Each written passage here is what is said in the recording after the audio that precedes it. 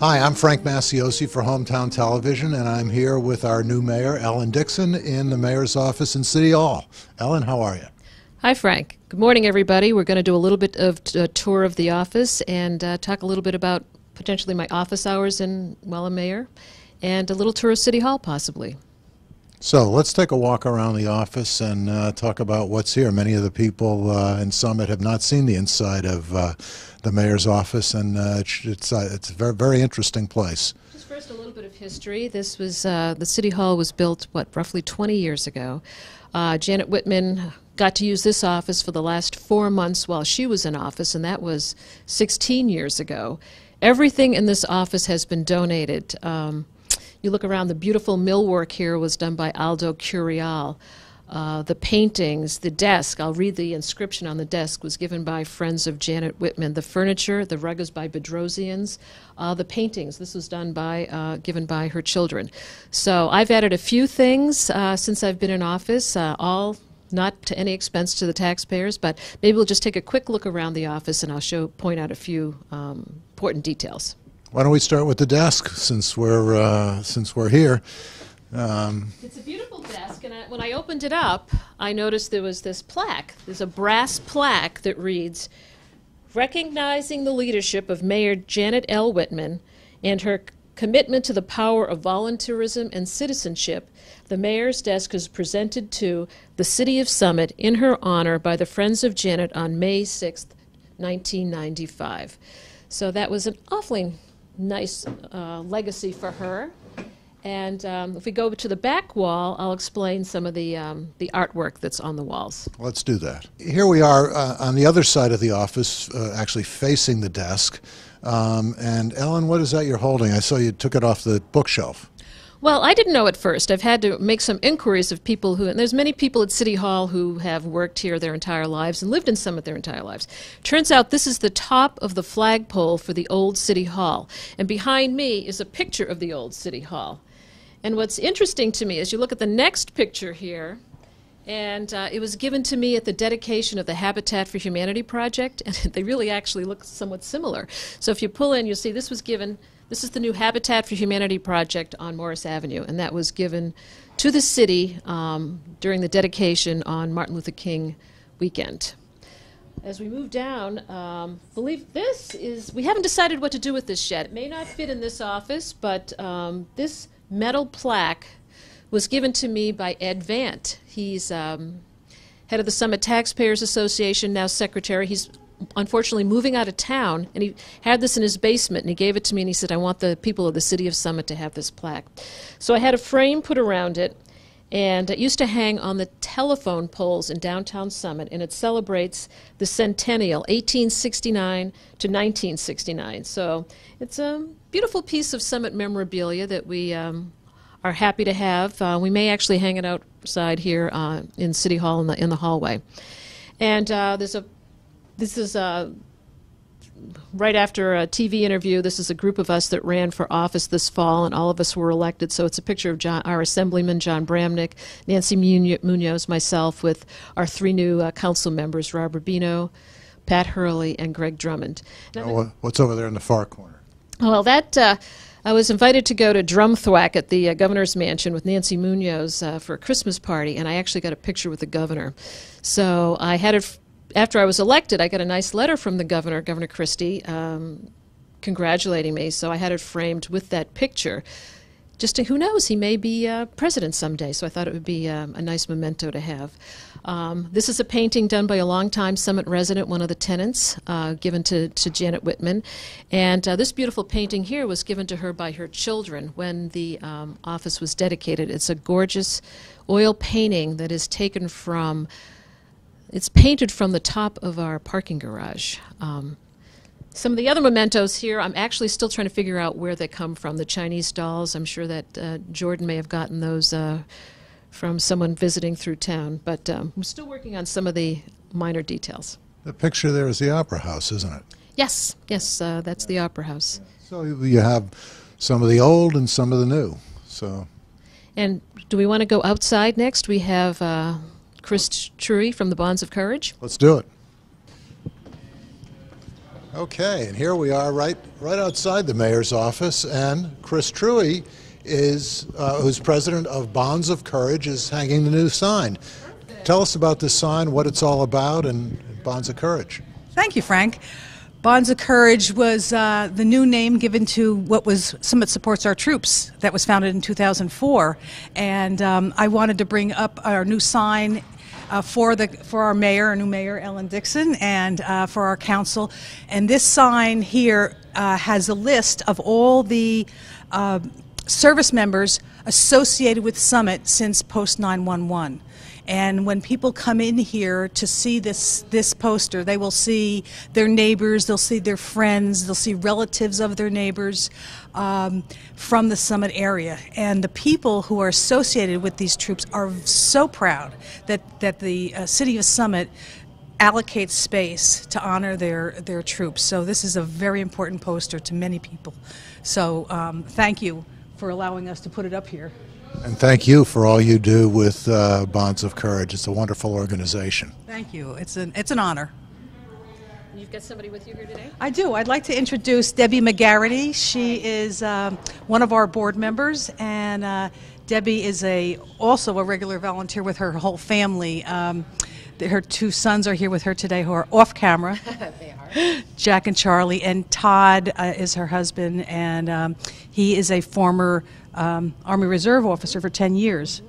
So, and that's why we got involved, is that we talk a lot about Daddy's time in the military, especially with our two little boys, and just happened upon Chris and the organization and have been volunteering now for about 3 years, 2 or 3 years, and it's been a wonderful family engagement. So happy to be here to support Bonds of Courage here today. Absolutely. and thank you for allowing us to post this. Beautiful, thank you. One more great example of how volunteers make Summit work. Thank you all.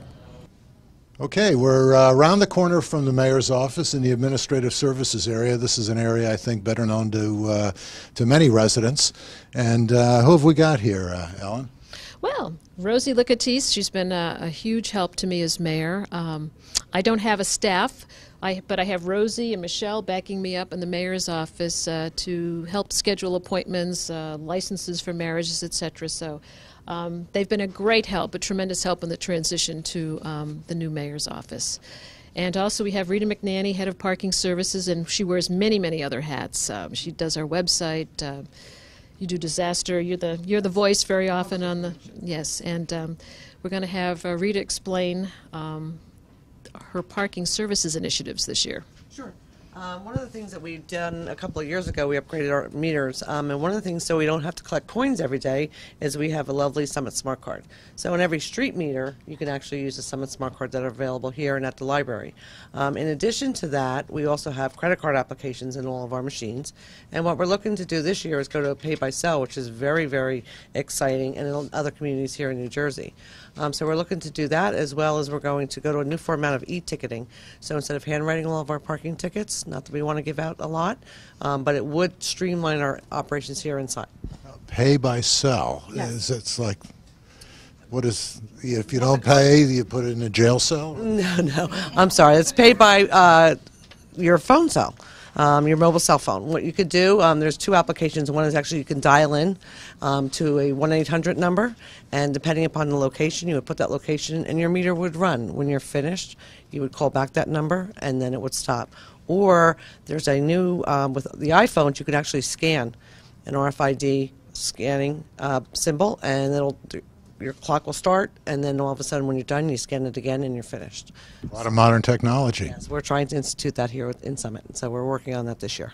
Very good. Thank you. Frank, can you come over and explain? Rosie keeps us organized for our city council meetings, and please say a few words about how you keep us Rosie is the brains behind the clerk's office. Now, the clerk just made it around the corner. He didn't hear me say that. Right, we want to just keep that between all of us. Yeah, today actually is a culmination day for agenda, and we're preparing our agenda for the February 21st meeting. We process this every other week, and we just coordinate between all the departments the information and prepare it for consideration by the council and the mayor. And That's it. We also are here. I should point out, besides the agenda, we do take in a lot of Oprah requests here. So if anybody's ever interested in seeking out public documents, they can come here, file a request, and we'll be happy to process it for them. So that's one of the main things that we do here, besides licensing restaurants, businesses that require licensing within the town. So. People don't realize it, but Ellen and I know, both as former council presidents, that the work that you do here is what makes the council meetings run.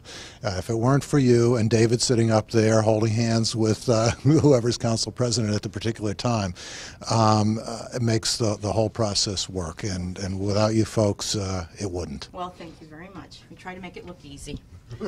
Well, you do a good job. You make us look good. Well, thank you. Shall we continue on down the hallway? Let's do it. Okay. And we've just walked down the hall to the tax assessor's office, and we're here with Pat Spahala, our tax assessor. Hello, Pat. Hi, Frank. Welcome to the tax assessor's office, and we're happy to serve the most important customers in our community, our taxpayers.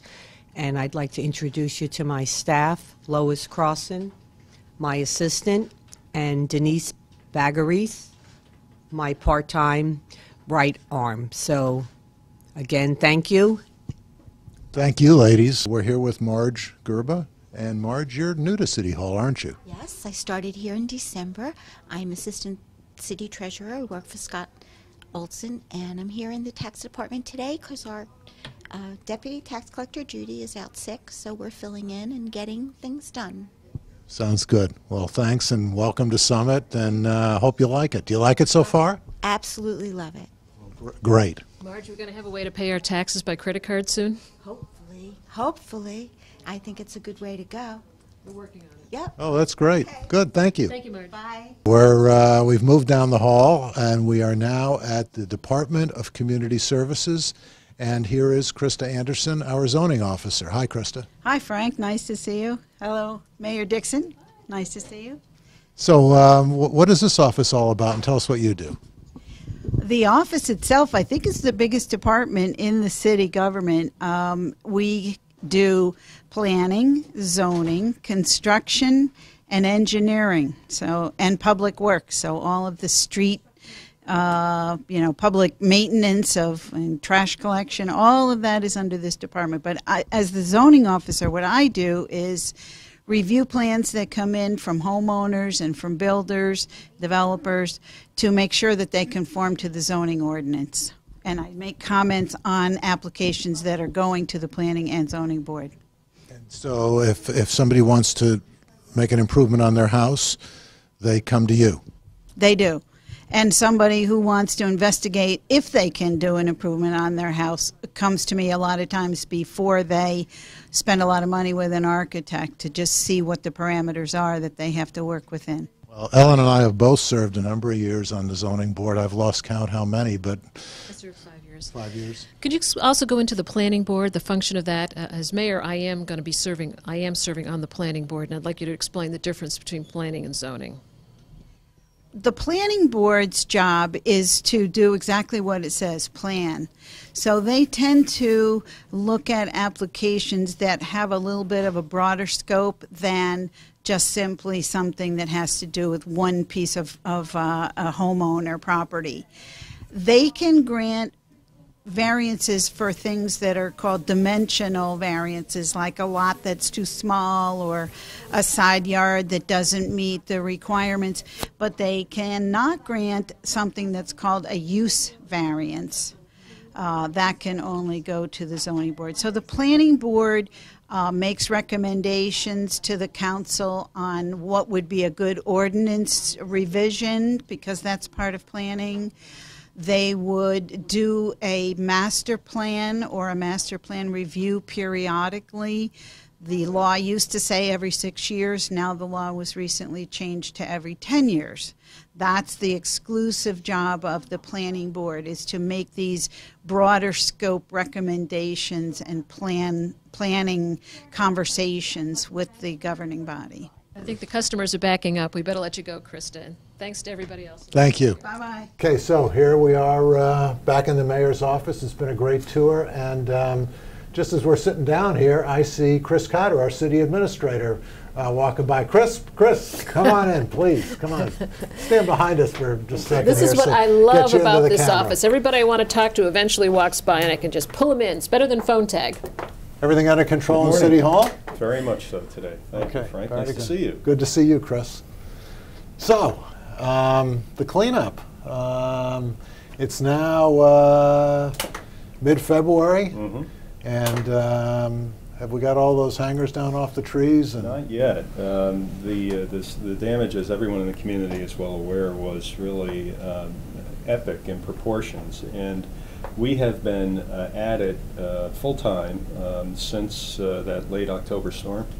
And we're nearly there, but there's just so much damage. Many of the hangers that are still in the trees, removing those is going to take some time.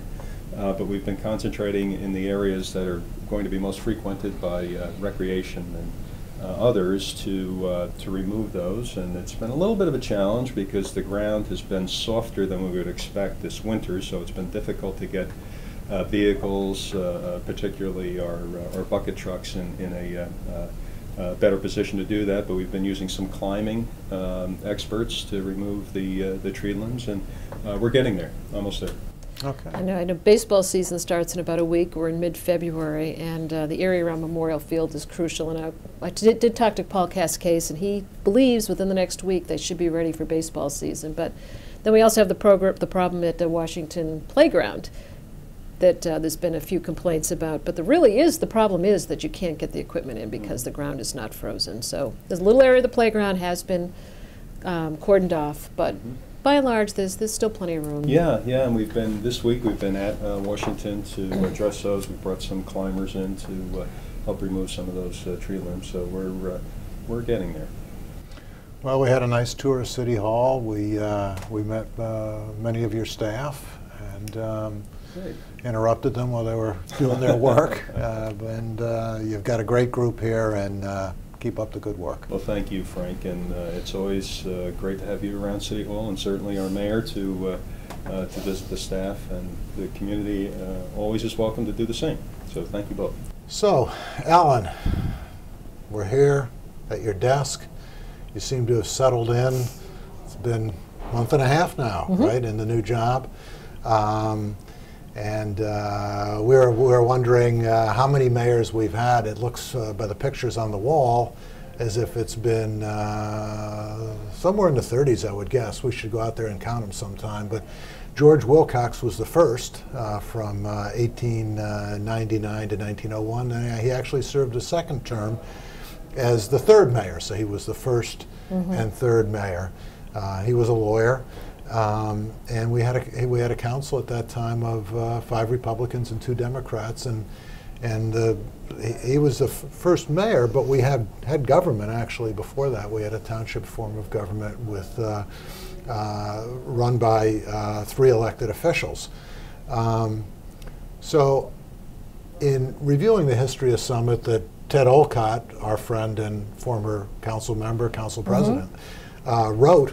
This morning in preparation for this, I was reminded of the fact that the first ordinance that the council adopted in 1899 was an ordinance providing that council members, and I believe it covered the mayor as well, receive no pay. And we see a lot in the newspapers about some other towns in New Jersey where they receive, in some cases, fairly significant compensation, but you don't get paid.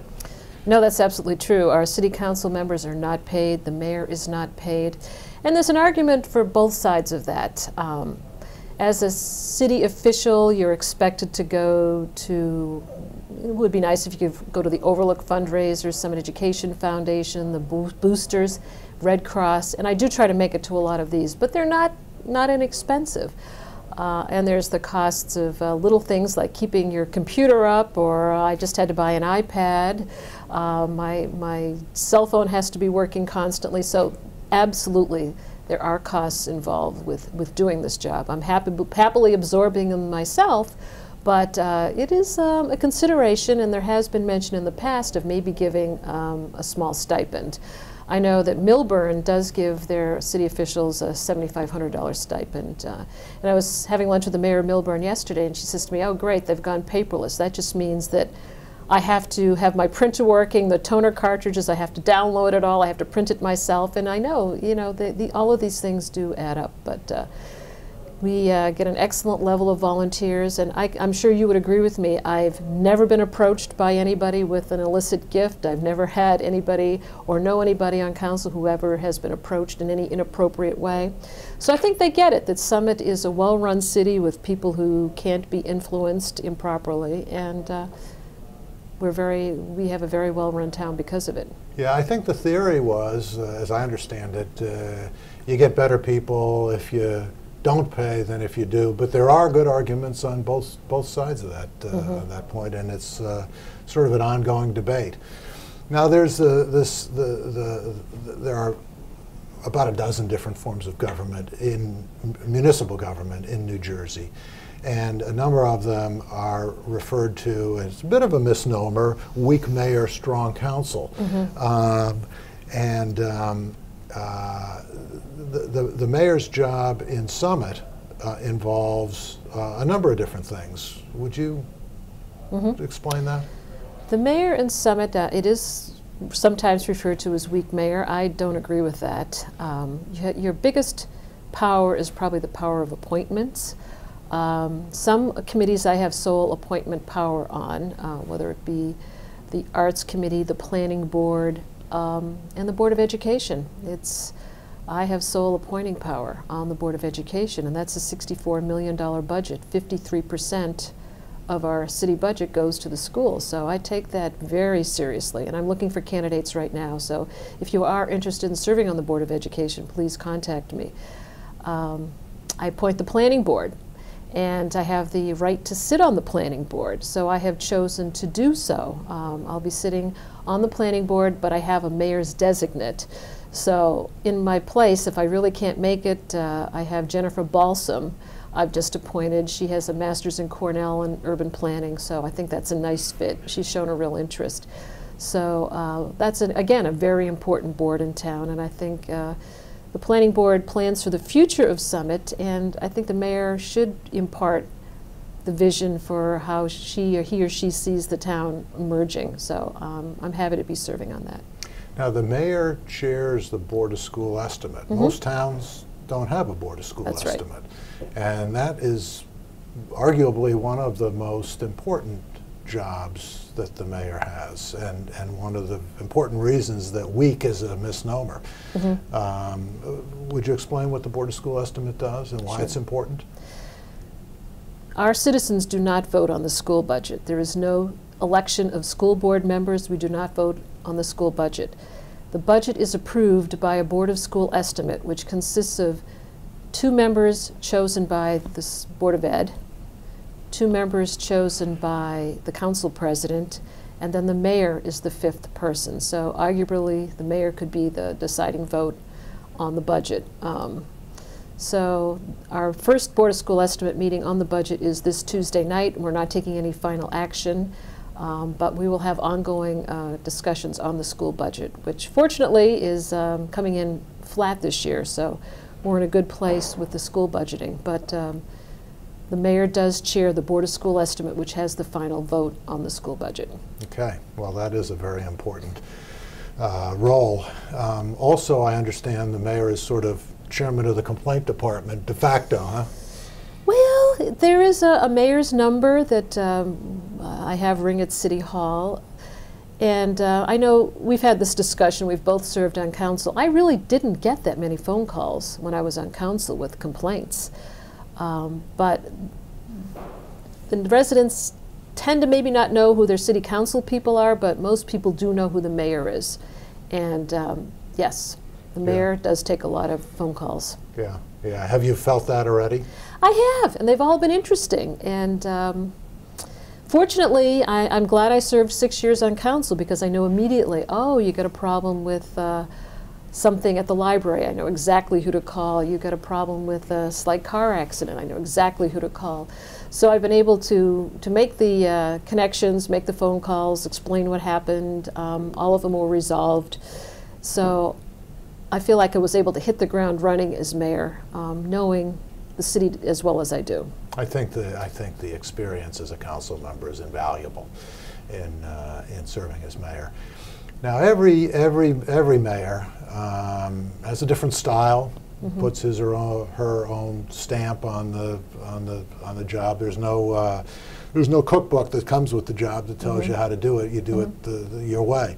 How do you see it? I think just being in this office is part of what you're about. Right, because, well, this is a beautiful office, and because I don't have a day job I need to go to, I can be here, and I'm going to set, so far it's going to be Tuesday and Thursday morning. I'll be here 9 to 11. Anybody can walk in. I will be here. If anybody wants by appointment, I'm very happy to come in and meet people. We perform our weddings in this office, so I will be around during the day. I'm happy to do night meetings, whatever is necessary, but I like using the office because, as we just saw with Chris Cotter, people walk by, and rather than playing phone tag, I can say, oh my gosh, there goes Head of Parking Services, I got a question for Rita, and I can chase them down. I do need to be here to sign certain documents. So it's very, practically speaking, this works out very well, having an office in City Hall. And the clerk's office provides staff to you, is that correct? Right. Rosie and Michelle do back up the mayor with a lot of some of the paperwork and the scheduling, yes. That's very important because there's a lot of it. Yes, so. Yes. Tell me about committees. You have a broad power of appointment. Some are working with council, others not. And I understand there's a couple of new ones as well. That's right. Back maybe a year or two ago, we got a $10,000 grant through the Department of Community Services for a Think Local First committee. It's the whole shop local idea, and we had two local residents, Amy Cairns Harrison and Deborah Trisler, did the campaign that was rolled out last spring, I believe, with the Think Local First, with the different buttons, dine here, shop here, and the campaign was successful, but it sort of ended, and we haven't done anything to keep building on that. So we had this committee that was established last June that was never staffed. So as the volunteers form started coming in this year, people were signing up for it, and we realized, wow, we should really populate this committee and see where it goes. We're not sure where it will go. Maybe we can pull it in with the farmers market in the local produce. I mean, that's more and more of a concern of citizens, that we buy and shop locally, grow locally. So last council meeting, we did appoint, I think, 8 people to this committee, and what's the name of it? Think Local First Committee. Think Local First. Of course, the Summit Downtown Inc. thinks it should be Think Shop Summit First, so we may change it to that. Okay. So that'll be meeting within the next month or so, and there's another one in the works, right? Right, the Technology Committee. We had one in the past dealing with Wi-Fi, and it didn't really get off the ground because there was no way to pay for this Wi-Fi technology. Yep. So I've had some citizens approach me about a technology committee. Some of them are local people who have great expertise in technology. So we found 7 or 8 people that are willing to serve on that, find out how to mobile technology downtown, smartphones, Summit app, maybe tie it in with the security cameras we're going to do downtown. We're going to have 10 security cameras as a potential, put Wi-Fi on top of those cameras. Also, back when we had the Wi-Fi committee, it was with the schools. There was a dark fiber issue. The schools spent a lot of money putting dark fiber. We can now maybe run that from the middle school into downtown, so it could all tie together. And City Hall would like some help also with improving the technology at City Hall, whether it's with the websites or the way we process permits. So we have the local expertise, and if you remember what Janet said her friends said of her about the desk that they contributed at her name, it's the power of volunteerism and citizenship. We have some incredibly bright people in this town. We really do. And it's just harness their energy. They're willing to help, they want to be involved. So these are 2 recent initiatives to harness that energy. And once again, how can people get involved? They can either download a volunteer application or pick one up at City Hall and get it back into City Hall, and then the clerk's office distributes this to all of us, and we try to place those volunteers in some of the openings we have. Okay, so if you're interested, volunteer.